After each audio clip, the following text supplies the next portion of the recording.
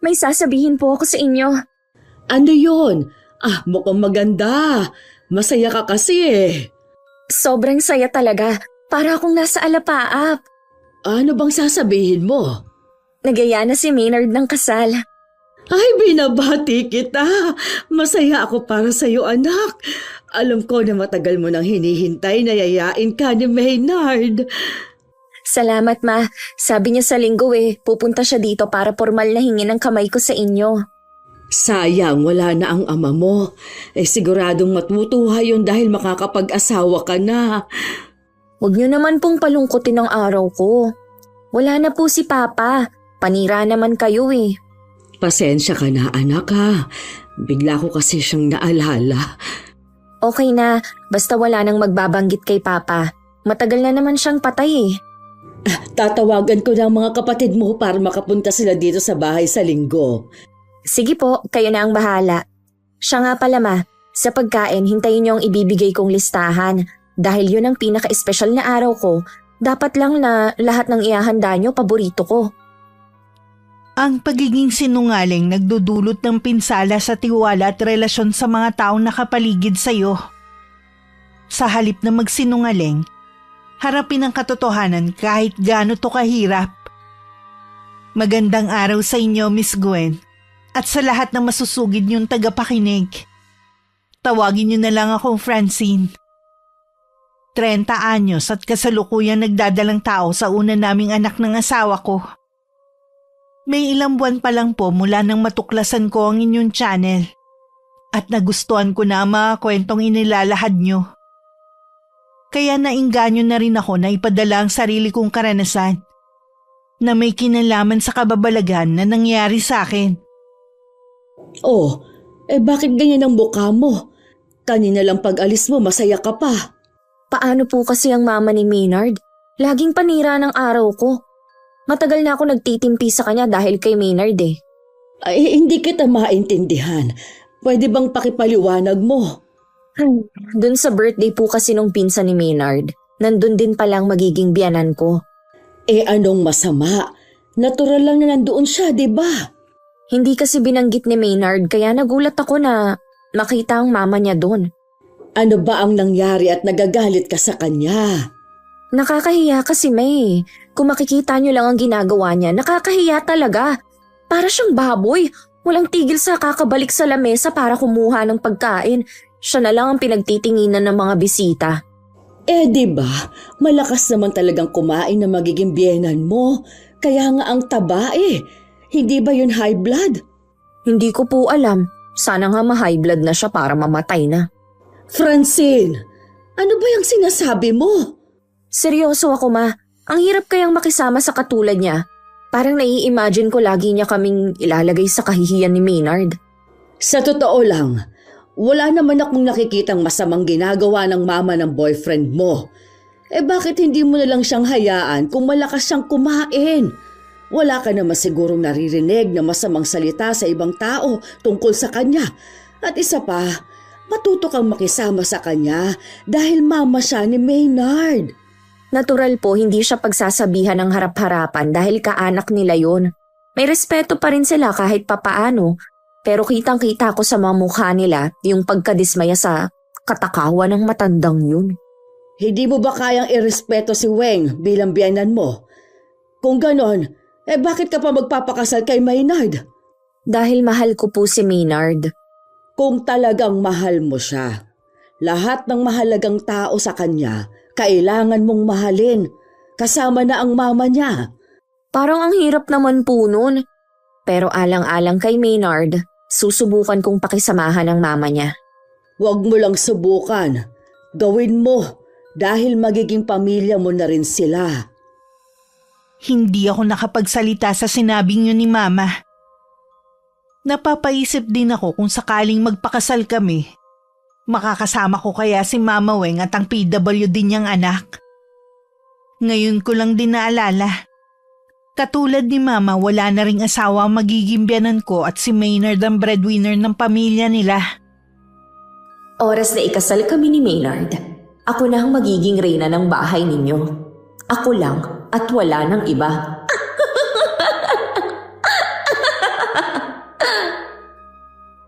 Bago dumating ang araw ng pamamanhikan ni Maynard, ibinigay ko na kay Mama ang listahan ng mga pagkain na ihahanda niya. Tahimik naman niyang binasa yon bago tumingin sa akin. Baka hindi ko kayaning lutuin ang lahat ng ito, anak. Pwede bang humingi ako ng tulong sa mga malalapit nating kamag-anak? Pwede naman po, bayaran nyo na lang pagkatapos makapagluto at saka nyo na paalisin. Gusto ko kasi tayo-tayo lang ang nandito. Sige. Si Maynard ba hindi magdadala? Meron po, kaya lang sa lakas kumain ng mama niya. Baka pumuubusan tayo. Mabuti na rin po na sobrang pagkain natin. Sige. Ako nang bahala sa mga ito. Aagahan kong pamimili bukas. Siya nga pala ma, yung barbecue, huwag niyo ilagay sa mesa ang para sa akin.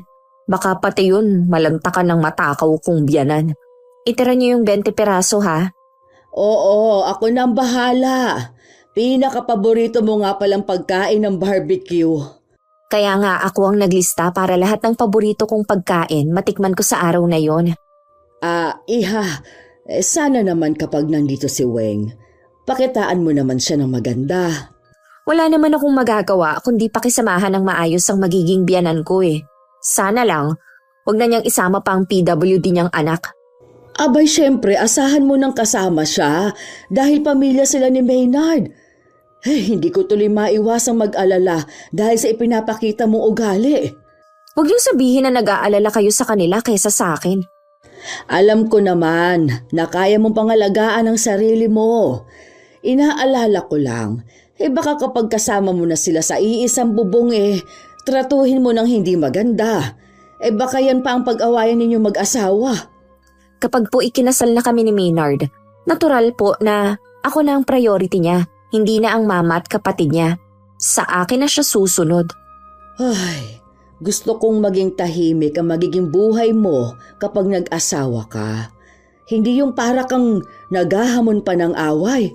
Noon pa kasi naiinis na ako sa mama ni Maynard. Kahit saan mo talaga siya dalhin, ang takaw niya. Puro pagkain na lang yata ang nasa utak niya eh. Napailing na lang si Mama at saka siya tumalikod. Humalokip-kip naman ako at parang tukso pa na lumitaw sa utak ko ang itsura na magiging biyanan ko. Dumating na nga ang araw na pinakahihintay ko. Hindi ko inaasahang luluhod pa sa harapan ko si Maynard habang inilalagay ang singsing sa daliri ko. Mangiyak-ngiyak pa ako noon at halos hindi makapagsalita. Nagsisigawan naman sa tuwa sina Mama, mga kapatid ko at kani-kanilang asawa. Isang matamis naman na oo ang sinagot ko kay Maynard. Dahil sa sobrang saya ko, hindi ako agad nakakain. Ma, pakilabas niyo na nga po yung barbecue. Ay naku anak, pasensya ka na. Kinuha na lahat ni Weng. Masarap daw kasi. Ano ma? Bakit niyo naman hinayaan? Hindi niyo ba itinago? Kasi nawala naman sa isip kong bilin mo. Nailagay kong lahat sa lamesa. Ano ba naman yan ma? Alam niyo naman na may bisita tayong matakaw eh. Hayaan mo na lang. Marami pa namang pagkain sa mesa yun na lang ang kainin mo. Yun ang gusto kong kainin sa espesyal na araw na to. Anong magagawa natin? Naubos na nga. Igagawa na lang kita ulit sa susunod na araw. Nakakainis talagang balyenang yan. Sana tumaas ang kolesterol niya sa katawan dahil sa pagkain niya ng barbecue ko. Huwag kang magsalita ng ganyan. Tsaka tigilan mong pag-irap sa kanya. Baka mamaya may makakita sa'yo. Ilang beses na lang akong huminga ng malalim para kalmahin ang nararamdaman kong inis. Nasa tabi pa rin ako ng mahabang mesa habang ang iba abala sa pakikipagkwentuhan at nag-e-enjoy sa pagkain. Sinulyapan ko na lang ang mga natirang pagkain. Hindi ko maiwasang sumimangot na halos wala nang natira sa niluto ni Mama. Oh, bakit parang nakasimangot ka dyan? Wala. Tapos na ba yung pakikipag-usap mo sa pinsan mo sa cellphone? Oo. Sabi pala ni Mama at ng kapatid ko, ang sarap ng luto ng mama mo, lalo na yung barbecue. Magaling talagang magluto ang mama ko. Sayang nga lang hindi mo natikman yung barbecue. Yun din sana ang gusto ko eh. Kaya lang naubos na pala. Wala pa naman tayong 10 pero parang 50 ang taong kumain. Pasensya ka na kay Mama kung malakas kumain ha. Naku, wala yun. Natutuwa nga kami ng mama ko eh. Ibig sabihin lang nun, nasarapan sila sa luto namin. Kapag kasal na tayo, sigurado na lagi kang kukulitin ni Mama na samahan siya magluto. Yung kasi libangan niya eh. Hindi nga lang siya ganun kagaling magluto gaya ng mama mo. Gusto ko yan. Banding na rin namin ng mama mo. Sigurado na lalo kaming magiging malapit sa isa't isa. Sigurado din na makikigulo sa inyo si Mela. Mahilig din niya magluto kasama ni Mama. Maynard, gusto mo bang kumain muna? Baka maubusan pa kasi tayo eh. Sige, sabay na tayo. Sa sobrang sama ng loob ko, halos hindi ko manguya at malunok ang kinakain ko. Pailalim ko rin tingnan ng mama ni Maynard. Hanggang magpaalam sila, bahagya lang ako nagsalita. At puro pilit ng ngiti lang ang ibinigay ko sa kanila. Nangyakapin ako ni Mama Weng, halos mapisa ako sa higpit ng yakap niya. Sa bahay ni na Maynard, masinsina naman siyang kinausap ng ina. Mukhang mabait ang magiging biyanan mo, iho. Lahat naman po sila mabait. Hindi ako sigurado kung guni-guni ko lang ha. Pero nahuli ko kasing iniirapan ako ni Francine kanina eh. Bakit naman po niya gagawin yun? Baka nga nagkamali lang ako. Mukha naman siyang mabait. Kahit hindi kami masyadong nakakapag-usap ng matagal tuwing nagkikita sa mga okasyon. Sigurado po na magkakasundo kayo ni Francine.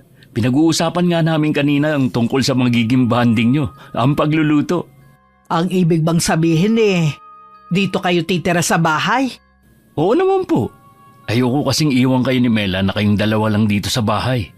Ayos lang kaya kay Francine.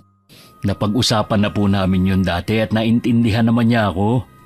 Kung sakali na gusto niyong bumukod balang araw, magsabi ka lang at hindi ko naman kayo pipigilan. Kasama naman po talaga sa plano kong bumukod. Pero hindi pa muna ngayon. May petsa na ba kayo napupusuan ni Francine ha? Gusto niya po mismong araw ng mga puso kami ikasal. 3 buwan na lang pala ang magiging preparasyon nyo. Kaya nyo bang asikasuhin yon? Pareho pa kayo may trabaho. May kaibigan pong wedding coordinator si Francine. Ibibigay lang po namin yung mga detalye sa kasal namin at ang kaibigan niya na ang bahala sa lahat. Ang iintindihin na lang po namin yung isusuot na damit.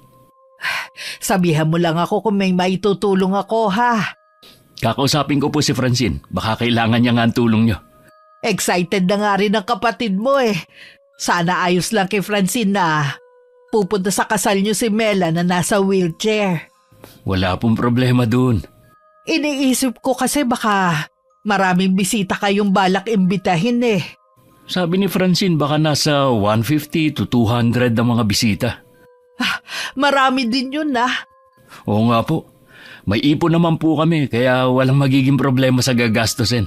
At saka minsan lang kami kakasal Ililista ko na rin ang mga kamag-anak natin ha. At saka ko ibibigay sa iyo. Opo ma. Mas mukhang excited pa kayo kaysa sa amin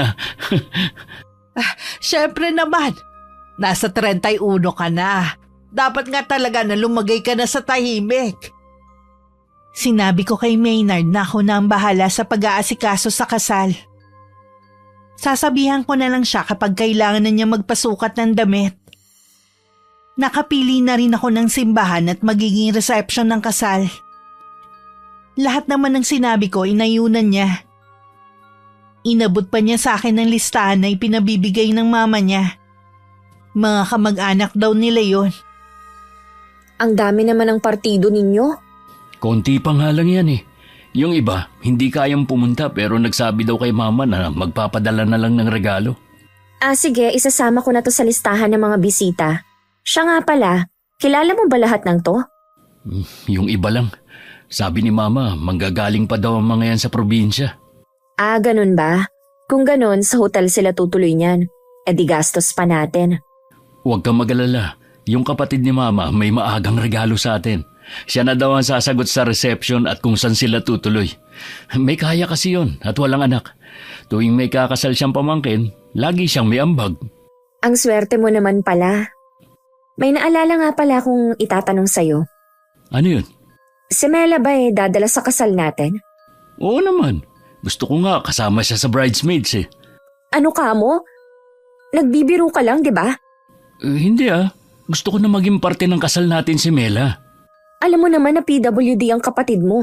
Gusto mo bang maging katatawanan ng magiging kasal natin? Bakit naman magiging katatawanan? Alam ko na mahal mo ang kapatid mo. Pero intindihin mo naman na hindi siya pwede. Dapat nga nasa bahay lang siya nun para hindi na natin intindihin. Kinakahiya mo ba ang kapatid ko, ha? Hindi naman sa ganon. Nag-aalala lang ako para kay Mela. Baka mapagod lang siya hanggang sa matapos ang seremonya ng kasal natin. Hindi yun ang nakikita kong dahilan mo, Francine. Ano pa bang magiging dahilan ko? Sige nga. Nahihiya kang makita ng mga tao na PWD ang kapatid ko. Ako nga kahit kailan hindi ko siya ikinahiya Dapat ganun ka rin. Noon mo pa siya dapat tinanggap. Tanggap ko naman siya bilang hipag ko Huwag mo naman sanang masamain ang sinabi ko. Baka pati ang mama ko hindi mo rin tanggap dahil mataba siya. Ano ba yan? Kapatid mo lang ang pinag-uusapan natin. Bakit nasama na pati ang mama mo? Mabuti pa kung nag-aalangan ka sa kasal natin. Ngayon pa lang sabihin mo na. Baka naman ikaw ang nagdadalawang isip sa pagpapakasal natin. Noon pa, sigurado na akong ikaw ang babaeng gusto kong pakasalan. Ang gusto ko lang sana, tanggapin mo ng buo ang pamilya ko. Yun naman pala Sigurado na rin ako sa'yo. Tanggap ko rin ang pamilya mo. Sige, ituloy mo na yung pagpaplano mo sa kasal natin. Mabuti naman, naliwanagan ka na rin. Para tuloy nawalan na ako ng gana na mag-asikaso sa kasal namin. Buong akala ko kasi mapapapayag ko siyang hindi na padaluhin sa kasal namin ng kapatid niya. Minsan na nga lang akong ikakasal. Sisirain pa ng kapatid at mama niya. Siguradong sila na lang ang pagtitinginan hanggang sa reception. Dahil ang mama niya daig pa ang patay gutom. Umalis na ba si Maynard? Dinamihan ko pa naman ang sinaing ko dahil akala ko dito siya kakain. Hinihintay daw po kasi siya ng mama at kapatid niya. Ganun ba? Kaya ba hindi na naman maipinta ang mukha mo? Akala ko kasi aayunan niya ako na wag nang papuntahin sa kasal namin ng PWD niyang kapatid. Kaya lang nagalit pa siya sa akin. Kahit naman sino kasi magagalit sa gusto mo mangyari. Ayoko lang kasing mapahiya kami sa mga bisita.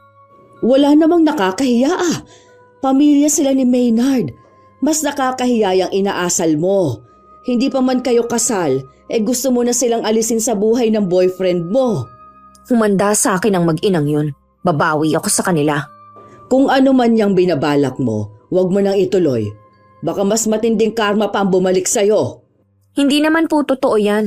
Di sana, marami ng masasama ang nakarma. Anong hindi totoo?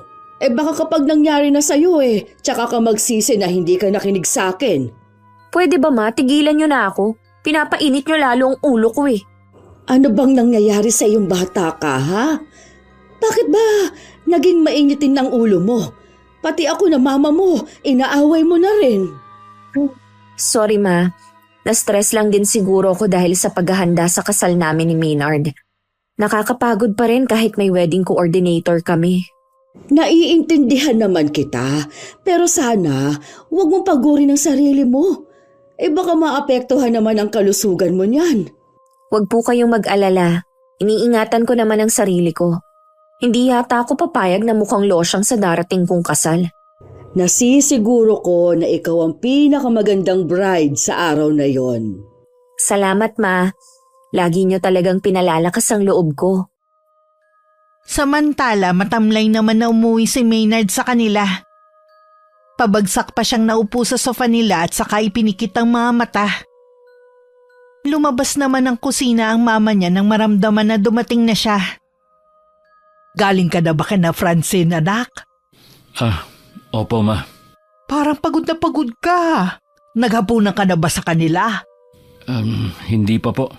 Inaalok ako ni Francine pero mas gusto kong dito kumain kasabay kayo ng kapatid ko. Kumusta naman ang pag-uusap niyo ni Francine? Naibigay mo na ba yung listahan ng mga bisita natin, ha?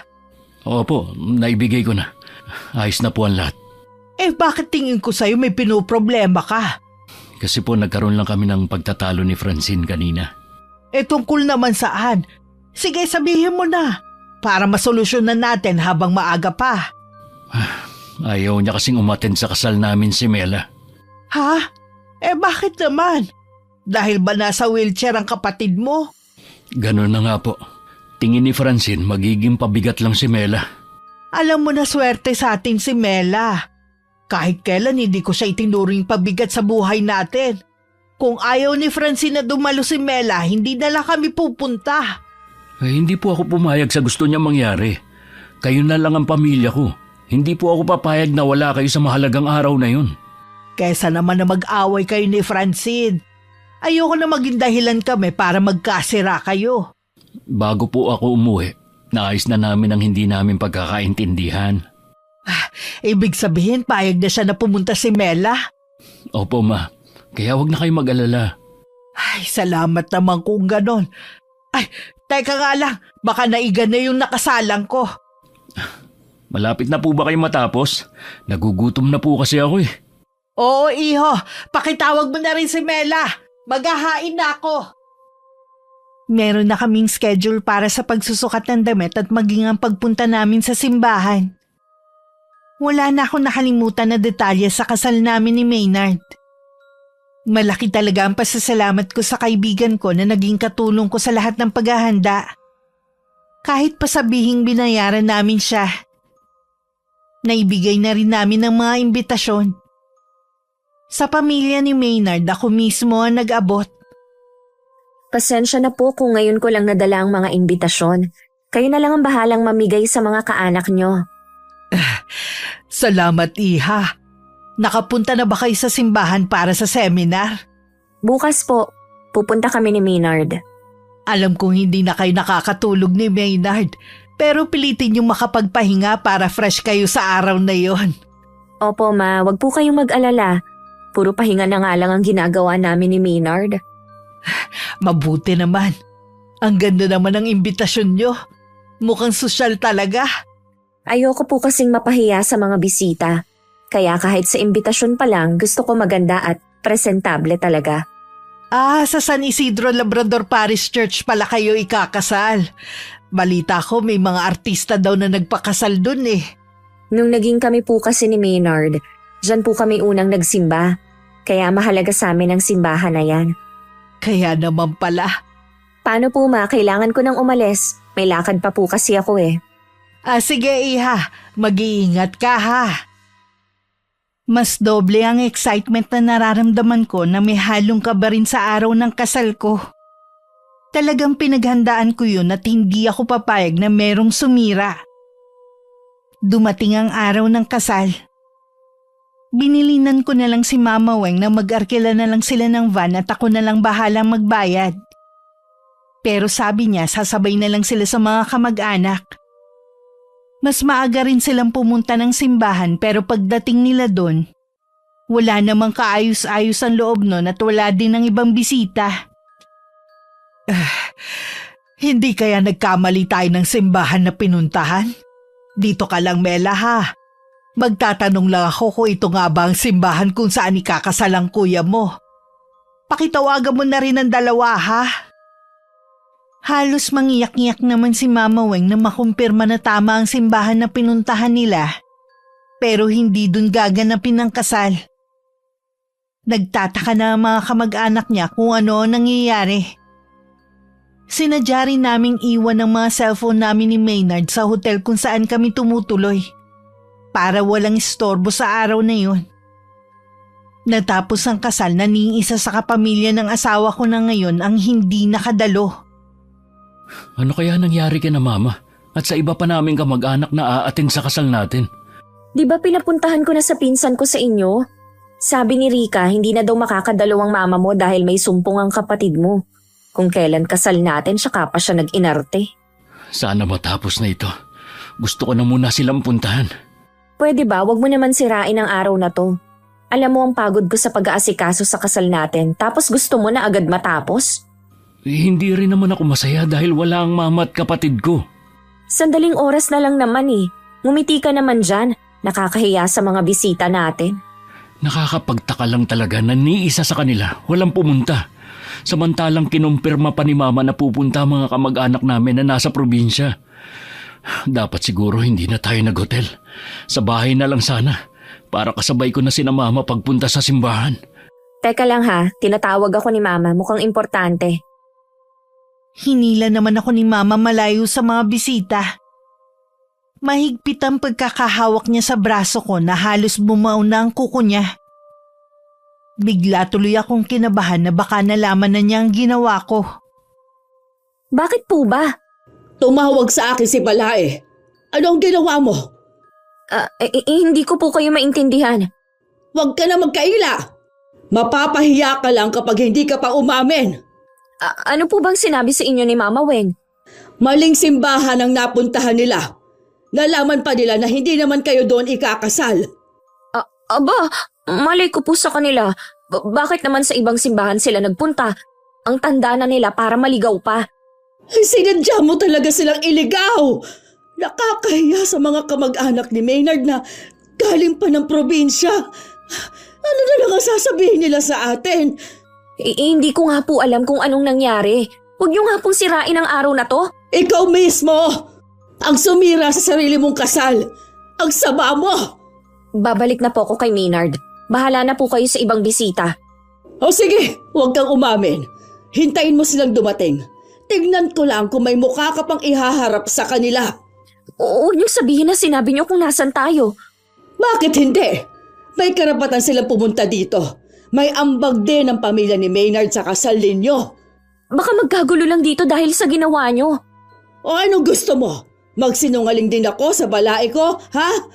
Mas gusto niyo pa palang mapahamak ako, ganun ba? Sa sama kasi ng ugali mo. Ayan ang napapala mo. Oras na gumawa sila ng skandalo dito, kayong may kasalanan. Hindi ko kayo mapapatawad. Inayos ko muna ang sarili ko bago ako bumalik kay Maynard. Pinagpapawisan din ako ng malamig at ramdam ko ang panginginig ng kamay ko. Parang gusto ko na lang tuloy matapos ang okasyon kesa naman mapahiya ako sa mga bisita. Mabuti na lang tapos na kami magpakuha ng litrato. Ayos ka lang? Namumutla ka? Napapagod na siguro ako. Gusto mo bang magpahinga na muna sa kwarto natin? Hindi ba nakakahiya na iwan ng mga bisita? Yung kaibigan mo na lang muna ang bahala. Hindi naman sila pababayaan eh. Sige. Tapos bumalik na lang tayo mamaya. Kulang na lang hilahin ko si Maynard para makaalis na agad kami sa lugar na yun. Nakahinga lang ako ng maluwag nang nasa kwarto na kami. Pero ilang sandali lang may kumatok na agad. Bago ko pa mapigilan si Maynard, nabuksan na niya ang pinto. Oh, Ma! Bakit ngayon lang kayo? Paano mo to nagawa sa akin, Maynard? Paano niya naatim na magmukha kaming tanga sa harapan pamandi ng mga kamag-anak natin? Hindi ko po kayo maintindihan. Totoo po bang sinumpong na naman si Mela kaya hindi kayo nakapunta? Yan bang sinabi ng babaeng yan? Bakit hindi ka magsalita, Francine? Mama Weng, araw po ng kasal namin to. Huwag po sana kayong gagawa ng iskandalo. Bakit? Nahihiya ka sa kalokohan na ginawa mo, ha? Ano ba nangyayari dito? Francine, pwede ba magpaliwanag ka? Ayan ang imbitasyon na ibinigay ng babaeng yan. Ano ito? Hindi naman ganito ang imbitasyon na pinagawa namin At hindi rin sa simbahan na to kami kinasal. Malinaw na para kaming pusa na iniligaw ng babaeng niya dahil ayaw niya kaming pumunta sa kasal niyo. Francine, totoo ba ito? Ginawa mo ba yung kana Mama sa mga kamag-anak ko? Tsaka na lang natin yan pag-usapan. Bumalik na tayo sa reception. Baka hinahanap na tayo ng mga bisita. Wala nang bisita na naghihintay sa inyo. Kaya ngayon na natin pag-usapan ang ginawa mo. Huwag mo sabihin na sinabi mo sa kanila na... Hindi ako. Pero mga kamag-anak namin na nag-abala pang lumuwas para lang masaksihan ang kasal ng anak ko. Anong karapatan mo para sirain ang kasal ko? Ikaw pa talaga may ganang magalit, ha? Ang mabuti pa, ibalik niyo lahat ng ibinigay ng tsuhi ni Maynard. Nakakahiya kayo! Wala naman akong kasalanan sa nangyari sa inyo eh. Si Marivic ang may kagagawa ng lahat. Yung wedding coordinator namin, siyang dahilan kung bakit kayo naligaw. Siyang may kasalanan. Napakasinungaling mo! Huli ka na nga, lulusot ka pa! Sandali lang. Relax muna tayo. Aalamin ko kung ano nangyari. Huwag mo sabihin na magpapauto ka pa rin sa babaeng yan! Ma, Kung ayaw niya pala kaming pumunta sa kasal niyo, sana sinabi na lang niya. Pero ikaw mismo ang nagsabi na ayos na ang lahat. Yung pala, merong masamang plano ang babaeng yan. Huwag na huwag mong dadalhin sa bahay ang asawa mo. Ma, sandali lang. Huwag muna kayong umalis. Pag-usapan natin to, ayoko sumama ang loob niyo sa amin. Sa bahay na lang tayo mag-usap. Hihintayin ka namin doon. Nakatungo at laylay ang balikat ni Maynard na pumasok ulit sa kwarto namin. Ako naman patuloy sa pag-iyak. Kung ano-ano ang pumapasok sa isip ko ng mga sandaling yun. Mabuti naman umalis na ang mama mo. Anong gagawin natin? Sinira niyang pinaghandaan nating kasal. Umamin ka nga. Talaga bang ginawa mo yun sa pamilya ko? Ha? Wala nga akong kinalaman sa nangyari sa kanila. Ang mabuti pa si Marivic na lang ang kausapin mo. Kinuha ko lang naman sa kanya ang imbitasyon at saka ko na pinamigay. Malay ko bang mali pa lang nakalagay na impormasyon doon. Hindi ako makapaniwalang nagawa kong pasamain ang loob ng mama ko. Biktima rin ako dito. Dapat sa akin ka maawa. Kakausapin ko si Marivic. Kanina pa siya nakauwi bago tayo umakyat dito sa kwarto. Nagpaalam siya kanina na masama ang pakiramdam. Ang iniwan lang niya ay ang kanang kamay niya. Hindi pa naman tapos ang kasal. Bakit siya umalis agad? Hindi ko alam. Basta yun lang ang sabi niya. Masama ang pakiramdam niya. Tingin ko tumakas lang siya para hindi siya makumpronta sa ginawa niya. Dahil sa kanya may masisira siyang pamilya. Haharap naman ako sa nanay mo. Pero sana wag naman ngayon Pati ako gulong-gulo eh. Kailangan nating harapin ang galit ng mga kamag-anak ko dahil sa abala na nagawa natin. Wala naman tayong kasalanan, kaya hindi natin kailangan magpaliwanag sa kanila. Baka ipahiya lang nila tayo sa labas. Ako na lang ang haharap sa kanila. Dito ka na lang. Pero... Ayaw niya talagang papigil. Kainis naman kasi ang biyanan ko eh. Nagkulong lang ako sa loob ng kwarto hanggang makabalik si Maynard. Nagtaka naman ako kung bakit may pasa siya sa kanang mata niya. Sinuntok daw siya ng isa niyang pinsan dahil sa nangyari. Kahit anong paliwanag niya, hindi siya pinakinggan ng mga yun. Kinabukasan naman umuwi muna si Maynard sa kanila. Samantalang ako sa bahay naman namin. Nagpunta na po kami sa pulis para ireklamo si Marivic sa ginawa niya. Hanggang ngayon ba naman naniniwala ka pa rin sa kasinungalingan ng asawa mo, ha? Matagal niya itong plinano. Kaya nga po hinahanap na yung coordinator para malaman ang totoo. Nasa harapan mo na ang katotohanan. Imulat mo lang ang mga mata mo. Ma, asawa ko na po si Francine. Sana maintindihan niyo ako. Isang araw mo palang naasawa ang babaeng yun. Ako at ang kapatid mo buong buhay mong kasama. Huwag niyo sanang isipin na kinakampihan ko siya. Gusto ko lang gumitna. Sa ipinapakita mo halata naman na nasa panig ka niya. Ano po ba ang gusto niyong gawin ko? Iwan ko si Francine? Ang gusto kong malaman, bakit kailangan niyang gawin yun sa amin? Maayos naman ang pakita namin sa kanya. Alam ko naman po yun. Mula pa noon, naging mabuti na kayo sa kanya. Paano pa tayo haharap sa mga tiyuhin at tiyahin mo ngayon? Hindi ko alam kung makakauwi pa ako at makakaharap sa kanila sa probinsya natin. Hindi naman sa'yo kaila ang plano ko. Lahat ng masasakit na salita natanggap ko sa kanila. Sinuntok pa nga ako ni Dino Hindi pa ba sapat yun para mapatawad nila tayo? Walang salitang sasapat sa ginawa ng asawa mo sa partido natin. Alam ko po na dahil sa nangyari, nag-iba na ang tingin niyo kay Francine. Kaya po hindi na kami dito titira. Pansamantala, doon po muna kami kina Mama Lydia. Masakit sa akin na hindi matuloy ang plano mo na dumito. Pero sana lawakan mo ang pag-unawa mo. Hindi ko pa kayang tanggapin ng asawa mo. Naiintindihan ko naman kayo. Dadalawin ko na lang kayo ng madalas dito. Ingatan mo ang sarili mo. Huwag mo kaming alalahanin ng kapatid mo dito. Ayos lang naman kami. Tumawag kayo sa akin kapag may kailangan kayo o may biglang emergency dito. Pupuntahan ko kayo kagad. Niyakap pa ni Mama Weng ang anak habang naiiyak. Kinausap din ni Maynard ang kapatid at humingi ng despensa sa nangyari. Umalis na rin siya sa kanila nang masiguro na maayos na ang lagay ng ina at kapatid niya. Nang mga oras na yun magkausap din kami ng mama ko. Hindi ko akalaing hindi pa rin tapos ang paninermon niya sa akin. Tignan mong perwisyong ginawa mo sa pamilya ni Maynard. Kung nakita mo lang sana ang gulo sa labi ng hotel, ang asawa mo ang umani lahat ng galit ng mga kaanak niya. Wala na po tayong magagawa. Nangyari na. Hindi ko na maibabalik ang nakaraan. Kung magsalita ka parang napakasimple lang ng ginawa mong gulo. Hindi ko naman po alam na ganito ang magiging resulta eh. Imbes na humihingi ka ng tawad sa biyenan mo, nandito ka lang. Kaya nga po pumunta doon si Maynard para makipag-usap sa mama niya.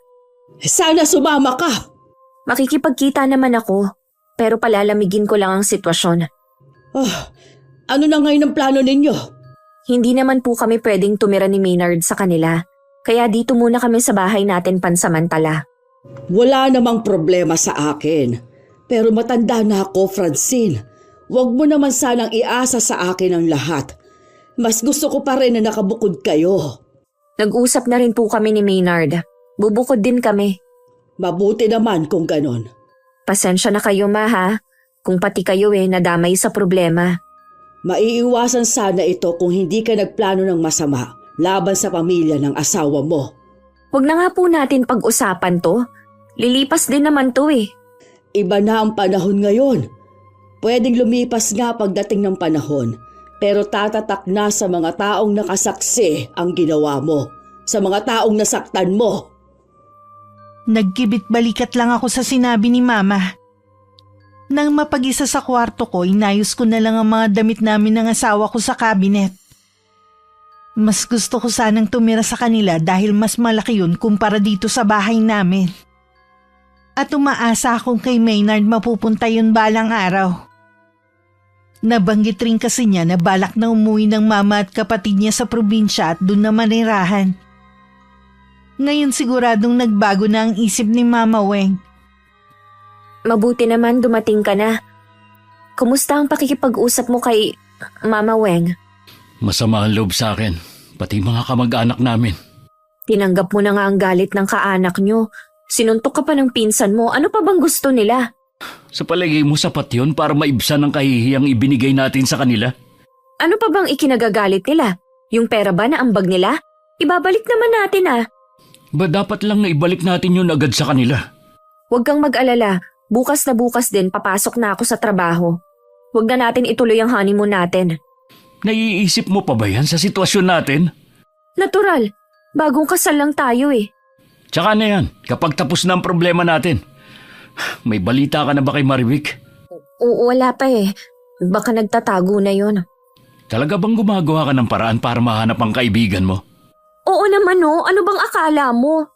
Kailangan mo siya mahanap para malinis ang pangalan mo. Naniniwala kasi si Mama na planado mo lahat para hindi sila makapunta sa kasal natin at ipahiya.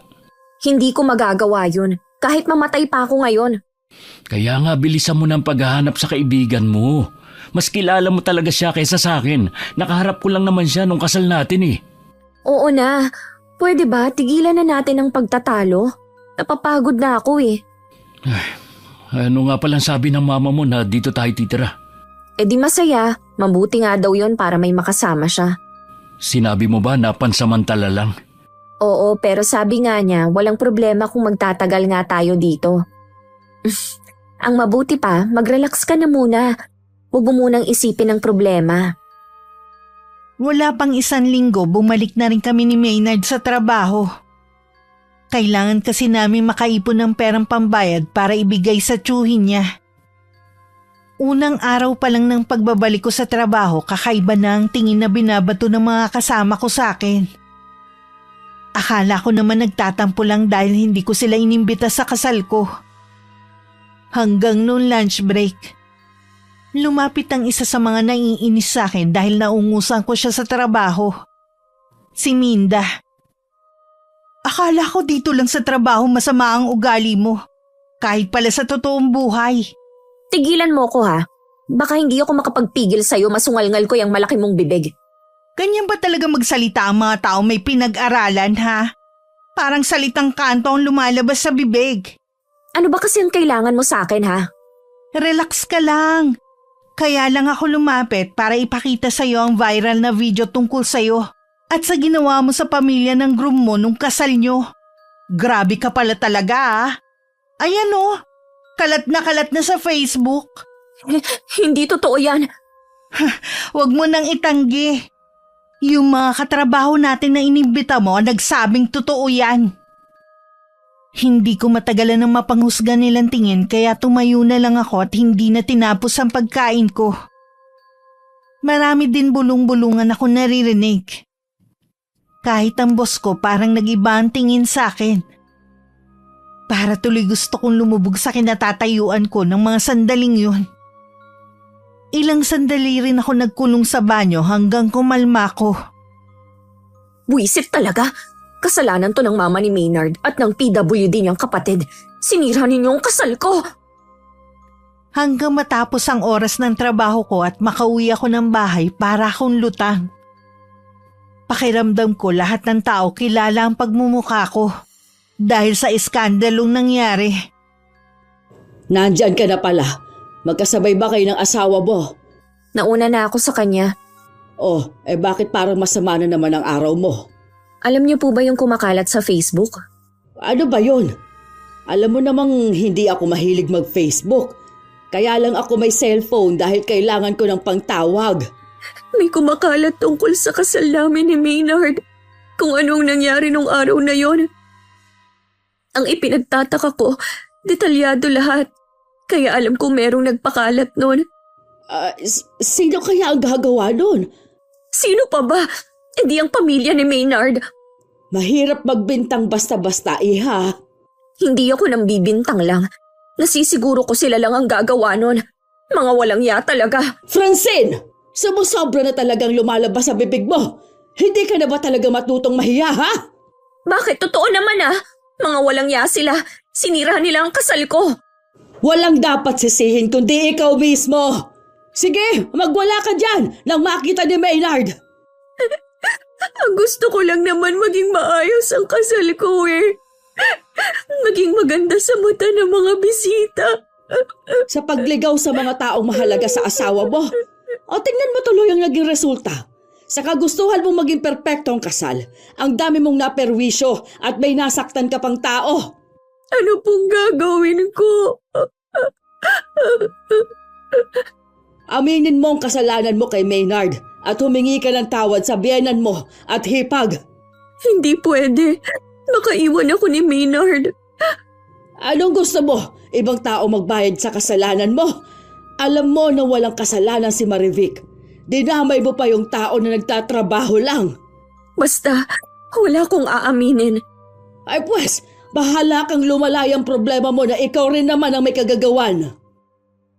Naabutan ako umiiyak ni Maynard. Labis naman nag-aalala ang asawa ko sa akin. Sinabi naman ni Mama ang dahilan ng pag-iyak ko. May hinala ako na pamilya mo rin ang may kagagawan. Bakit kumalat yun? May nakita nga akong post ng kapatid ko. Naglalabas siya ng sama ng loob sa account niya. Si Mela ang may kagagawan? Naglabas lang siya ng saloobin niya pero wala siyang pinost na video o litrato. Anong karapatan ng kapatid mo na sirain tayo? Problema ng pamilya inilalabas niya? Ano bang gusto niya, makakuha ng simpatsya? Tapos tayo ang lalabas na masama. Wala na tayong magagawa. Hindi natin kontrolado ang mga tao sa social media. Wala ka man lang gagawin, ha? Huhupa din yan. Huwag na lang natin pansinin. Palibhasa kasi hindi ikaw ang napapahiya sa trabaho. Napapahiya din ako. Kung alam mo lang kung anong sinasabi nila sa akin. Tama naman sila eh. Sarili kong pamilya daig pa pusang iniligaw sa mismong kasal ko. Kulang na nga lang magtakip ako ng mukha para walang makakilala sa akin. Kung makapanghusga sila, akala mo mga santong walang nagagawang mali. Wala naman silang alam sa totoong nangyari. Pamilya ko talaga ang biktima rito. Silang napahiya. Kaya ba gumaganti sila sa atin? Nasa kanila na yun. Hindi naman natin sila pwedeng bawalan sa gusto nilang gawin eh. Pagsabihan mo ang kapatid mong inutil. Wala na nga siyang silbi, perwisyo pang ginagawa niya. Francine, huwag ka munang tumalikod. Nag-uusap pa tayo. Ako na ang humihingi ng pasensya sa inasal ni Francine. Kailangan na talaga makita kung nasan si Marivic para malinis na ang pangalan namin. Buding kasi ang paniniwala ng iba naming kaanak na magkasabwat kami mag-asawa sa nangyari. Sa totoo lang po, ayoko nang ipagtanggol ang sarili ko sa mga bintang nila. Huwag kang mawala ng pag-asa. Maaayos din ang problema ninyo. Sa tingin ko po, ito ang problema na walang solusyon kundi panahon na lang ang makapagsasabi. Siguro nga. Sana huwag kang magagalit sa anak ko. Biktima rin po ang anak niyo ng kaibigan niya. Pagpasok ko ulit sa trabaho, kapansin-pansin ang pag-iwas ng mga kasamahan ko sa akin. Harap-harapan din akong pinariringgan ni Minda at ng mga kasama niya. Hindi man lang iniisip ng mga to na mas mataas ang posisyon ko sa kanila. Bago umuwi, tumawag sa akin si Maynard at sinabing gagabihin siya ng uwi. Dadaan daw muna siya sa bahay nila. Si Mela po. Nasa kwarto niya. Alam niya kasing darating ka kaya nagkulong na siya. Ma, pwede niyo bang pagsabihan si Mela na tigilan ang pagpo-post sa account niya nang tungkol sa nangyari? Lalo lang kasing gumugulo ang sitwasyon. Sige, sasabihan ko siya. Pero hindi ako nangangako na titigil na siya. Hanggang ngayon kasi masama pa rin ang loob ng kapatid mo. Naiintindihan ko naman po siya. Pero sana maintindihan din niya. Naapektuhan na talaga kami sa mga sinasabi ng mga tao sa amin. Huwag na nating pag-usapan yan. Alam mo na ba ang pinapasabi sa'yo ng Tio Ernest mo? Alam ko po na hindi pa naman niya kailangan ng pera eh. Bakit naman po niya kami ginigipit? Ikakasal na rin kasi ang isa mong pinsan. Siguro doon niya ibibigay. Wala akong ganong kalaking halaga. Pero hahanap ako ng paraan. Sana po, kausapin niyo siya na bigyan pa kami ng palugit. Huwag mo sa akin sabihin niya kundi sa tiyuhin mo. Ang problema po, lagi naman siyang galit. Hindi mo naman siya masisisi. Pagod na akong magpaliwanag, ma. Tutulong ang tiyuhin mo para mahanap agad si Marivic. Malalaman mo rin ang totoo na si Francine lahat ang may pakana.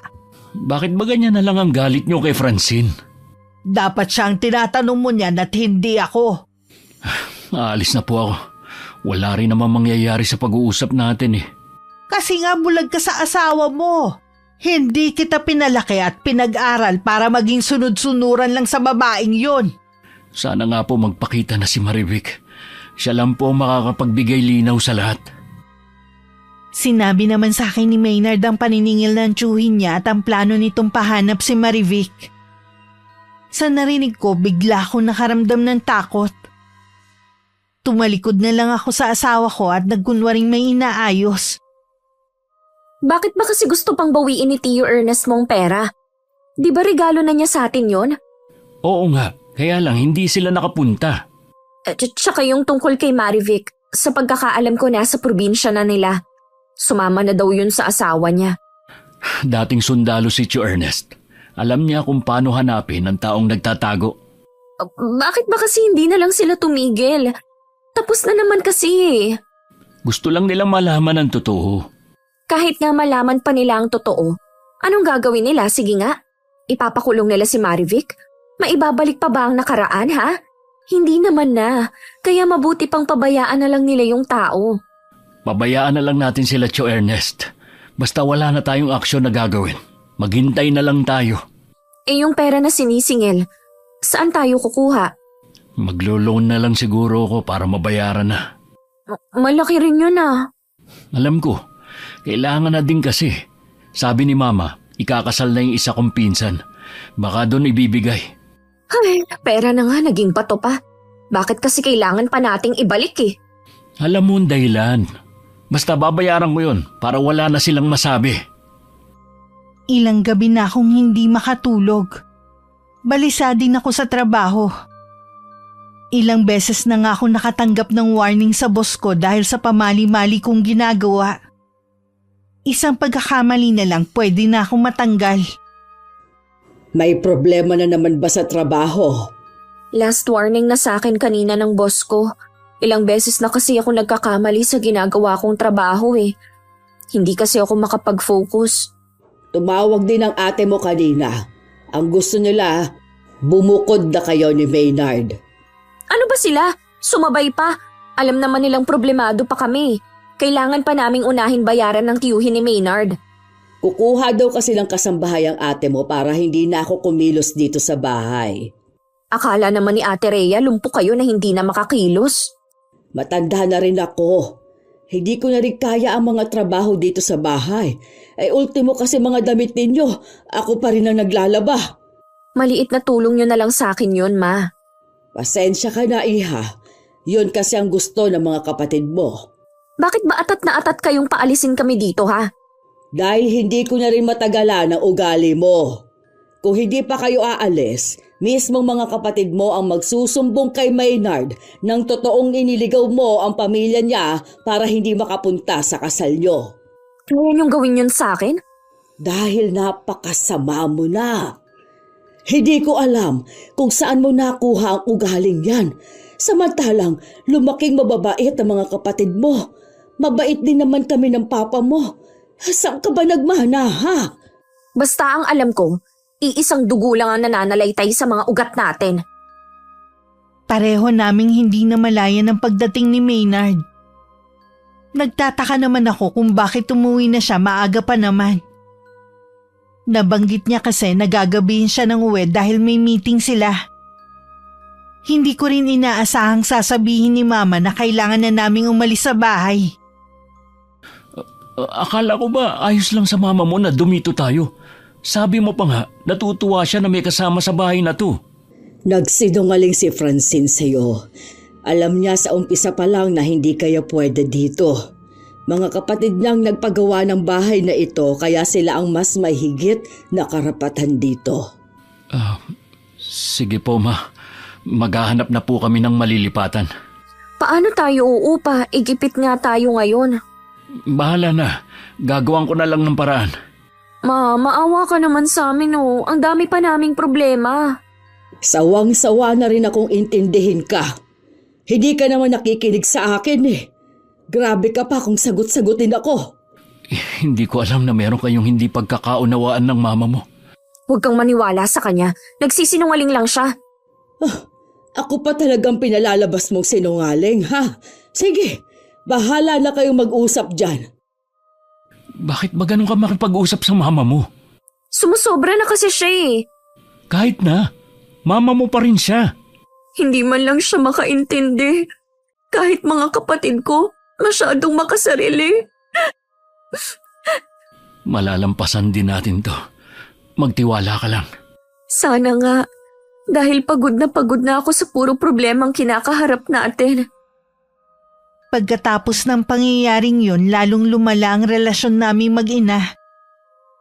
May palagay kasi ako na nasusulsulan ng mga kapatid ko si Mama. Tuwing wala si Maynard, lagi kami nagtatalo. Lalo kasing umiinit ang ulo ko kapag kinukumpara niya ako sa mga kapatid ko na mababait. Para tuloy gusto kong magrebelde na lang. Isang hapon galit na umuwi si Maynard. Kulang na lang maglabas siya ng apoy sa mga mata sa pagkakatitig sa akin. Nakausap ko si Marivic. Alam ko na ang totoo. Alam ko na kung anong ginawa mo. Totoo nga sinasabi ng pamilya ko. Noon pa, planado mo na ang lahat. Maynard, hayaan mo akong magpaliwanag. Nagsisinungaling lang si Marivic. Sa akin ka maniwala. Tumigil ka na nga! Kaya siguro galit sa'yo ang mama mo at ang mga kapatid mo dahil sa ugali mong yan. Hindi mo ako madadaan sa pag-iyak mo. Maynard, Francine, anong nangyayari dito? Dinig na dinig sa labas ang pagtatalo niyo ah. Alam ko na po ang ginawa ng anak niyo sa pamilya ko. Nakikiusap ako sa'yo, Maynard. Pag-usapan niyo ito ng mahinahon. Ang gusto ko lang malaman kung bakit niya yun ginawa. Pinagtanggol ko pa naman siya. Dahil ba malakas kumain ang mama ko at nasa wheelchair ang kapatid ko? Yung ba ang dahilan ng anak niyo? Magtapat kayo, Mama Lydia. Alam niyo ba ang plano ng anak niyo? Nalaman ko lang nung nasa reception ng kasal na tayo. Nagtataka kasi ako kung bakit wala ni isa sa pamilya mong nakarating. Pinagmukha mo kaming tanga. Hanggang ngayon ginagago mo pa rin ako kung hindi ko pa mismo nakausap si Marimvic at marinig sa kanya lahat. Maniwala ka sa akin. Gawa-gawa lang nila yan. Hindi ko magagawa sa pamilya mong ibinibintang nila sa akin. Hanggang kailan ka magkakaila? Umami na nga mama mo eh. Tama na, anak. Para matapos na ito, humingi ka na lang ng tawad sa lahat ng naperwisyo at nasaktan mo. Kung hihingi ba ako ng tawad sa pamilya mo, hindi mo ako iiwan. Dapat nga hindi kita pinakasalan eh. Kung nalaman ko lang na mas maaga ang ugali mo, hindi ko itutuloy ang pagpapakasal sa'yo. Maawang ka sa akin. Huwag mo akong iwan. Hindi ko alam kung kaya pa kitang patawarin sa ginawa mo. Bakit hindi? Mag-asawa na tayo. Hindi mo ako pwedeng basta nalang talikuran ang pangako mo sa harap ng altar. Tama si Francine, iho. Ang pinagbuklod ng Diyos ay hindi pwedeng basta na lang maghihiwalay dahil lang sa isang problema. Problema na mismong anak niyo ang may gawa. Alam kong masama ang ginawa niya, pero sana ayusin ninyo ang pagsasama ninyo. Bakit ba hindi ko agad nakita ang tunay mong kulay? Bakit naging bulag ako? Sa bahay pa rin kami nakatira pero hindi na katulad dati ang samahan namin ni Maynard. Para akong estranghero sa kanya. Kahit anong gawin ko o sabihin, hindi niya ako pinapansin. Lalo pang nagngit-ngit ang kalooban ko nang makita ko ang mga post niya sa account niya kasama ang pamilya sa kasal ng pinsan niya. Hindi na nga niya ako isinama, hindi man lang nagpaalam sa akin. Kaya nung umuwi siya, hindi ko na napigilang kumprontahin siya. Ano bang akala mo sa akin, ha? Tau-tauhan lang?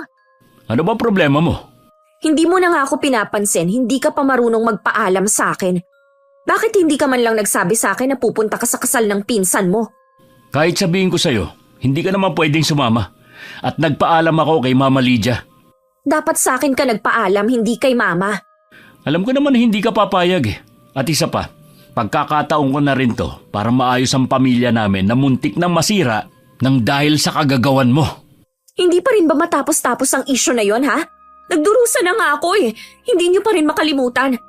Hindi ka nga marunong humingi ng tawad eh.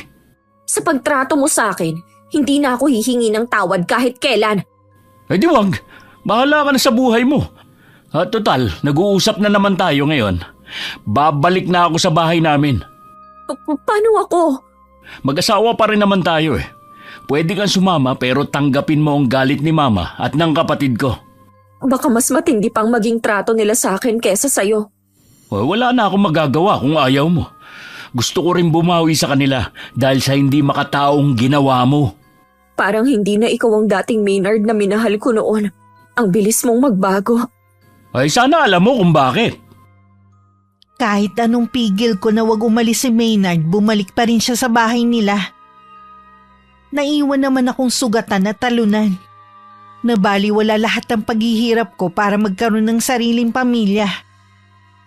Ilang araw ko rin pinag-isipan ang gagawin ko. Sa sandaling to, buo na ang loob ko sa pakikipagkita kay Mama Weng at Mela. Pero pagdating ko sa kanila, ang kapatid lang ni Maynard ang naabutan ko. Nakapasok ako dahil nasa akin pa rin ang duplicate ng susi na ipinatago sa akin ng asawa ko.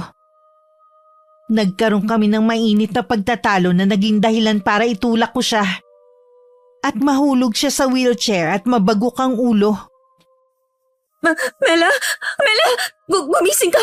Diyos ko po! May dugo! Anong gagawin ko? Lagot ako nito kapag naabutan ako ni Maynard o ni Mama Weng. Hindi dapat nila ako maabutan dito. Sana tuluyan ka na lang mamatay. Makaganti man lang ako sa inyo. Mabilis akong umalis sa bahay nila. Palingalinga pa ako sa takot na may makakita sa akin. Mabuti na lang pagdating ko sa amin, wala pa si Mama. Bumalik ako sa kwarto at saka nahiga. Alam kasi ni Mama masama ang pakiramdam ko. Talaga namang may sinat ako ng araw na yun kaya hindi ako nakapasok sa trabaho. Pagdating ni Mama Weng sa kanila, napasigaw na lang siya nang makita ang nakahandusay na katawan ng anak sa sahig. Agad siyang humingi ng tulong para madala agad sa ospital si Mela. Ma, kumusta si Mela? Ginagamot pa siya ng doktor. Malaki kasi ang sugat sa ulo niya. Matapang si Mela. Alam ko malalampasan niya to. Dapat hindi ko na lang siya iniwan mag-isa. Sana ay hindi to nangyari sa kanya. Lagi niyo naman siyang iniiwan mag-isa noon eh. Wala namang nangyayari. Oo nga. Naisip ko tuloy na baka hindi aksidente ang nangyari. Malalaman po natin pagkagising ni Mela. Sana naman magising na siya agad. Malakas talaga ang kutob ko na may iba pang nangyari. Huwag na po kayong mag-isip ng kahit ano. Baka mamaya kayo naman ang magkasakit. Hindi ko maiwasan, iho. Kung tama ang hinala natin, hindi ko mapapatawad ang gumawa nito sa kapatid mo. Makaraan ng ilang sandali, kinausap na sila ng doktor at sinabing ligtas na ang hipag ko sa panganib. Kinabukasan pa siya nagkamalay at si Mama Weng lang ang nagisnan niya. Nagulat talaga ang biyanan ko nang malaman ang buong pangyayari. Nang araw na yun, sumugod ang biyanan ko sa bahay namin. Balae! Napadalaw ka ata. Nandyan ba ang anak mo? Oo. Kahapon pa siya hindi pumapasok dahil masama ang pakiramdam. Kahapon pa siya masama ang pakiramdam? Napakagaling talagang umarte ng anak mo, no? Teka lang, Balae. Ano na naman ba ang ginawa ng anak ko? Bakit galit ka na naman sa kanya? Muntik nang patayin ng anak mo si Mela. Mabuti na lang nakauwi agad ako ng araw na yun at nadala siya sa ospital. Imposible ang sinasabi mo. Narinig mo naman, may sakit mula pa kahapon si Francine. Hindi ako naniniwala. At wag mong palalabasin na sinungaling ang anak ko. Wala naman akong sinasabi na sinungaling ang anak mo. Baka nagkamali lamang siya. Hindi magagawa ng anak kong ibinibintang mo. Ilabas mo na lang kasi siya. Nandito na ako, Mama Weng. Mabuti naman nagpakita ka na.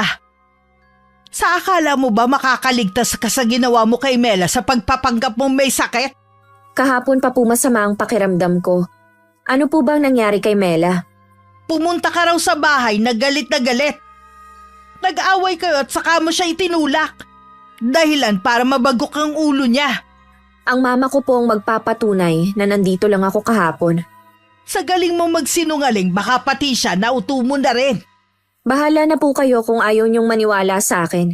Hindi lang po si mama ang magpapatunay na nandito lang ako kahapon at hindi umaalis. Hindi talaga. Sa ginawa mong to, hindi ko na to palalampasin pa. Kung hindi ka aamin, may paraan ako para lumabas ang katotohanan. Nakikiusap po ako sa inyo. Umalis na kayo. Sige na, Balae. Bumalik ka na lang kapag magaling na si Francine. Hindi ko na kailangan bumalik. Sapat na sa akin ang alam ko na nagsisinungaling ang anak mo. Inalalayan naman ako ni Mama na makaupo. Kanina pa ako nakakaramdam ng hilo dahil sa sama ng pakiramdam. Para din akong kinakapos sa paghinga. Buwisit talagang matandang yon. Buti umalis na siya. Balang araw, tatanda ka rin. Hindi ka dapat nagsasalita ng masama sa biyenan mo. Tatanda man ako, hindi naman ako magiging tulad niya. Sino kaya ang umatake kay Mela? Kawawa naman. Mabuti, hindi malala ang nangyari. Malay ko, ayan na naman kayo eh. Imbis na sa akin kayo makisimpat siya, sa kanila kayo naaawa. Huwag ka naman magalit, Iha. Natural lang naman na mag-alala ko, lalo na at ikaw ang pinagbibintangan. Minsan lang naman ako nagsinungaling.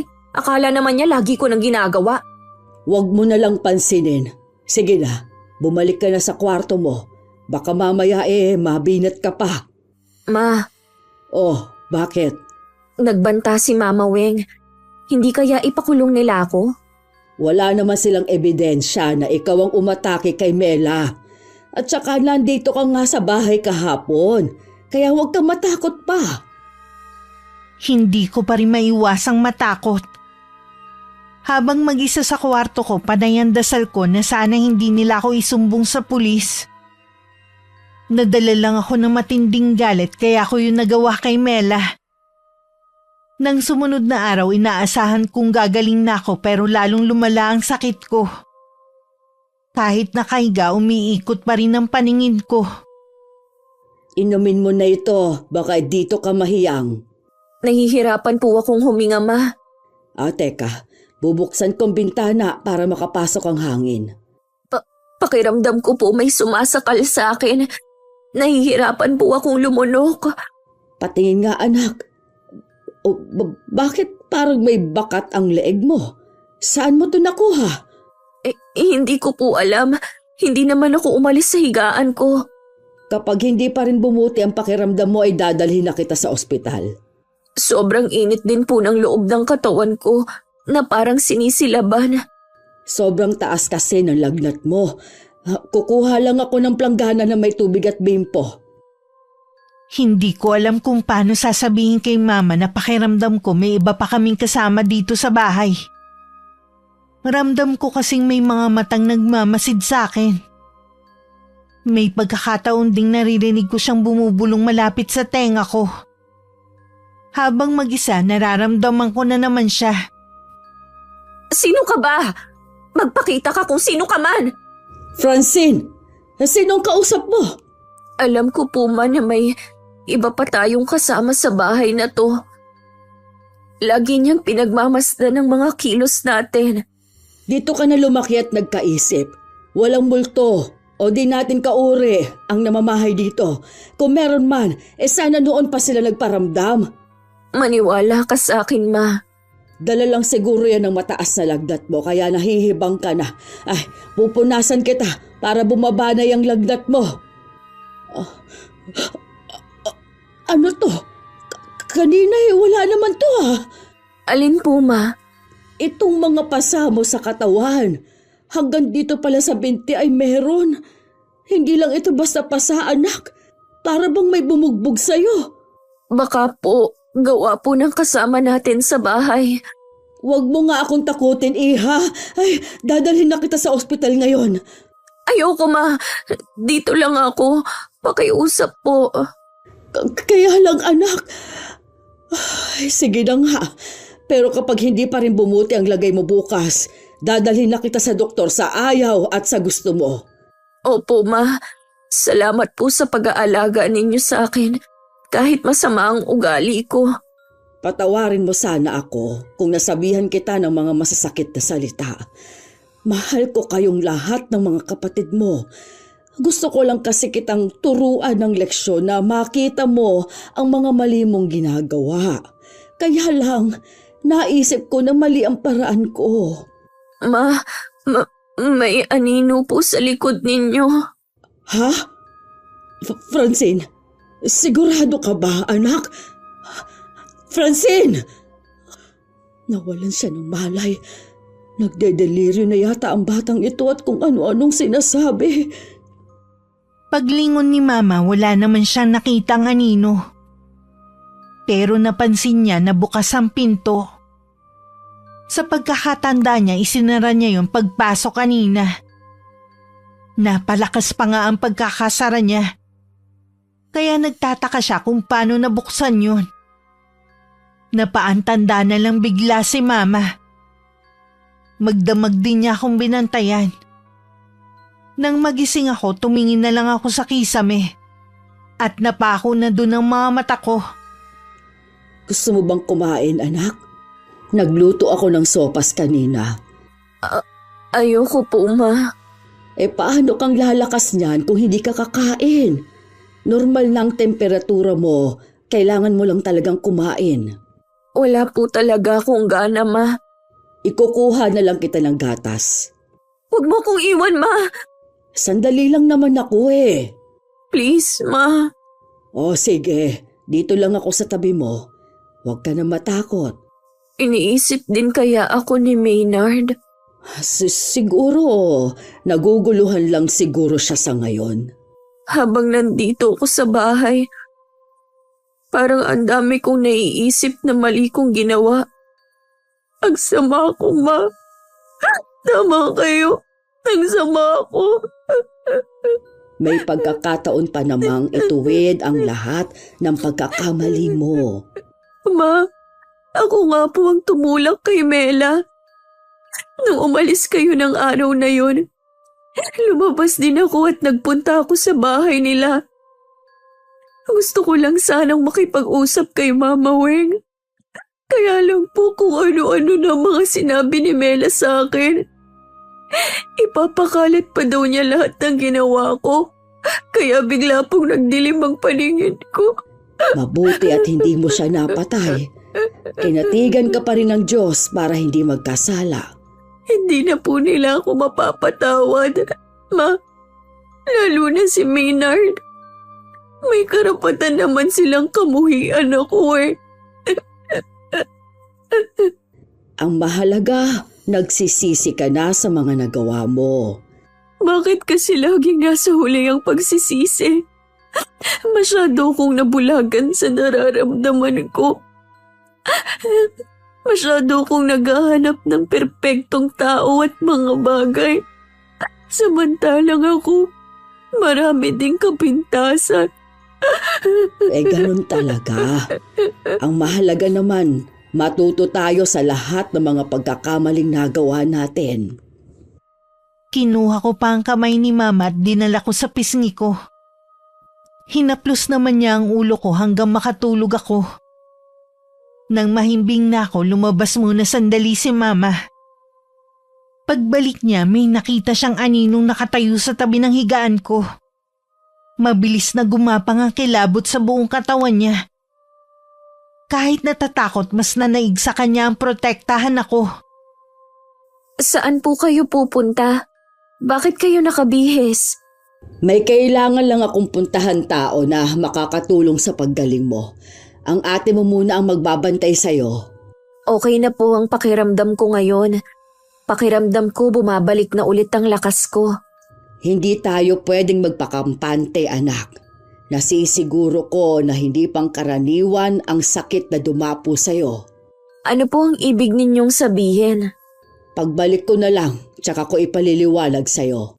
Sige po, Ma. Ay bakit kaya wala pang ate mo? Sabi niya kanina ay papunta na siya. Ma, pwede niyo po bang puntahan si Maynard pagkatapos ng lakad niyo? Gusto ko lang po siyang makausap. Sige anak, pupuntahan ko rin siya. Oh, may kumakatok. Baka ang ate mo na yan. Dumating nga ang ate ko. Bumakas agad sa kanya ang labis na pag-aalala sa akin. Hindi din siya umalis sa tabi ko gaya ng bilin ni Mama. Bigla tuloy ako nahiya dahil sa mga ipinakita kong masama sa kanya. Isang kakilalang albularyo ang pinuntahan ni Mama. Dinala niya ang litrato ko at damit na hinubad. May hinala na kasi si Mama sa totoong nangyayari sa akin. Pagkaraan ng ilang sandali, umalis na rin siya at tumuloy sa bahay ni na Maynard. Mama Lydia, kayo po pala. Pasensya ka na kung pumunta ako ng walang pasabi. Okay lang naman po. Kumusta po kayo? Si Francine? Maayos naman ang lagay ko. Si Francine, may sakit siya ngayon. Hindi pangkaraniwan ang sakit na basta na lang dumapo sa kanya. Dinala niyo na po ba sa ospital? Hindi doktor ang makapagpapagaling sa kanya. Dahil sa sumpa, kaya siya naghihirap. Hindi ko po kayo maintindihan. May kumukulam kay Francine. Tanging mama mo lang ang nagbanta sa kanya noon at pagkatapos, nag-umpisa ng lumala ang kalagayan niya. Hindi po magagawa yun ng mama ko. Mabait po siya. Kahit gaano pa kabait ang isang ina, oras na masaktan ang kanyang anak, lahat kayang gawin. Nauunawaan ko sa bagay na yan si Balae, pero sana maunawaan rin niya ang nararamdaman ko. Walang ina na kayang tiisin ang paghihirap ng anak. Pakisabi sa kanya, meron akong kakilala na magaling na albularyo. Mas malakas sa kapangyarihang itim na taglay ng taong inutusan niya. Kung lahat ay kaya niyang gawin, gayon din ako. Huwag na sanang umabot sa ganon. Parang alam ko na po kung sino ang nilapitan ni Mama. Isang kamag-anak namin sa probinsya. Kakausapin ko po ang mama ko. Maraming salamat, iho. Meron nga palang pinapasabi sa iyo si Francine. Sana daw pagbigyan mong hiling niya na makausap ka. Maniwala ka, iho. Malaki na ang ipinagbago ng anak ko. Pupuntahan ko po siya pagkatapos kong kausapin si Mama. Aasahan ka namin, iho. Sige, kailangan ko na ring umalis. Mula nang magkasakit si Francine, hanggat maaari ayaw niya akong mawawala sa paningin niya. Hindi naman nagtagal, dumating na rin si Mama Weng. Nang banggitin ni Maynard ang pagpunta sa kanila ng mama ko, bigla na lang nagbago ang aura niya. At ang masayang ngiti niya ay nabura din. Anong ginawa ni Lydia dito? Alam niya na kayo nagpapakulam kay Francine. Lumapit ba kayo kay Chapas? Tama lang ang nangyari sa babaeng yun. Muntik na niyang mapatay ang kapatid mo. Oo nga, pero hindi pa rin tama ang ginawa niyong pagganti. Kanino ka ba talaga kampe, ha? Wala po akong kinakampihan. Ayoko lang na mas lumala ang alitan sa pagitan niyo ng asawa ko. Sabi din ni Mama Lydia, nagbago na si Francine. Naniniwala ako na nagsisisi na siya. Kaya nakikiusap ako sa inyo, Ma. Ipabawi niyo na kay Chapas ang sumpa niya. Hindi ko gagawin yon. Kailangan magbayad ang asawa mo sa lahat ng ginawa niya sa atin. Lalo na sa amin ng kapatid mo. Sabi ni Mama Lydia, may kilala siyang magaling na albularyo. Mas higit na magaling kaysa kay Chapas. Huwag niyo naman pong hayaan na mapahamak din ang kapatid niyo. Alam niyo ang pwedeng mangyari sa kanya oras na ibalik ng manggagamot ang sumpa sa kanya. Bakit ba lagi na lang nagwawagi ang mga masasama? Hindi, Ma. Laging nagwawagi ang mabuti. Dahil sa nangyari kay Francine, napag-isip-isip niya ang mga maling nagawa niya. Alam ko na hindi kayo likas na masama. Nadala lang kayo ng galit dahil sa nangyari kay Mela. Sige na nga. Kakausapin ko na si Ate Paz. Alang-alang sa'yo. Alam kong mahal mo si Francine. At masasaktan ka kapag may masamang nangyari sa kanya. Salamat, Ma. Alam ko na mas mangingibabaw pa rin sa inyo ang kabutihan. Pakisabi kay Balay at kay Francine na patawarin nila ako. Muntik ko nang mailagay sa kamay ko ang batas. Mabait si Mama Lydia. Hindi siya galit sa inyo. Nauunawaan daw niyang nararamdaman yung galit dahil pareho lang kayong ina. Ilang oras na lang magdadapit hapon na. Nakakaramdam na naman ako ng matinding kaba. Pinilit kong bumangon at saka sumandal. Marami pa rin pasa ang buong katawan ko at sumakit din ng mga to. Pati mga mata ko parang gustong lumuwa. Sa tindi ng kabog ng dibdib ko, halos hindi na ako makahinga. Kanina pa dumating si Mama at may ginagawa lang sa kusina. Ma! Ay, bakit, iha? May kailangan ka ba? Dito na muna kayo sa tabi ko. Nagugutom ka ba o nauuhaw kaya? Wala po akong gusto. Umayos ka ng higa mo. Babantayan kita hanggang makatulog ka. Parang meron sa loob ng tiyan ko, Ma. Oh, ano bang nararamdaman mo? Parang may gustong lumabas. Ang sakit. Huwag ka mag-alala. Matatapos na rin ang nararamdaman mong paghihirap. Alam ng albularyo ang kailangan niyang gawin. Ano po ba ang sakit ko? Bakit kayo sa albularyo lumapit? Anak, may kumukulam sa'yo. Kaya pala ang hirap ipaliwanag ng nangyayari sa akin. Sigurado na matindi ang galit sa akin ng taong yon. Manalig ka lang. Hindi ka niya pababayaan. Pinagsisisihan mo na rin ang mga mali mong nagawa. At yon ang mahalaga. Malinis na ang iyong puso. Wala nang nananahan na galit. Hindi na ako nakapagsalita pa dahil pakiramdam ko na uubusan ako ng hangin. Para mapupunit din ang katawan ko sa tindi ng kirot. Pakiramdam ko para akong mahuhulog sa mataas na lugar. Ang naaalala ko bago ko mawalan ng malay, boses ng lalaki. Nagising akong meron nag-uusap malapit sa akin. Pagmulat ko ng mga mata, nasa tabi ko ang maluhaluhang si Maynard. Kumusta na ang pakiramdam mo? Magaan na. Magaling ka na, anak. Binawi na sa iyong sumpa. Salamat sa Diyos. Hindi niya ako pinabayaan. Patawarin mo sana ang mama ko. Siya kasi nag-utos sa kapatid niya para kulamin ka. Nadala lang siya ng galit niya sa'yo. Pakisabi kay Mama Weng, hindi ako galit sa kanya. Kung hindi nangyari to sa akin, baka hanggang ngayon hindi ako magbabago. Patawarin niyo din ako sa lahat ng perwisyo at sama ng loob na ibinigay ko sa inyo. Kalimutan na natin ang nangyari. Ang mahalaga, wala nang galit sa mga puso niyo. Mas madali kasing magpatawad kapag wala nang kinikimkim na galit. Maynard, tuluyan mo na ba akong iiwan? Hindi kita iiwan at wala akong planong iwan ka kahit kailan. Gusto ko na magsimula muli tayo. Salamat at bumalik ka. Wala na akong mahihiling pa. Nang makabawi ako ng lakas kasama si Maynard, pinuntahan namin ng mama niya. Humingi ako sa kanila ng tawad at maging sa hipag ko. Buong puso naman nila akong pinatawad. Ang natutunan ko sa karanasan kong ito maging mapagkumbaba. Tanggapin ang pagkakamali at matutong humingi ng tawad. Walang perpektong tao, bagay o relasyon. Kailangan lang makontento at mahalin ng mga taong nasa paligid natin. Dahil hindi habang buhay nandyan sila. Maraming salamat po.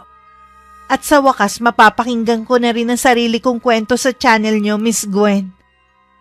God bless po sa inyo. Wakas. As. As. As. As. As. As. As. As.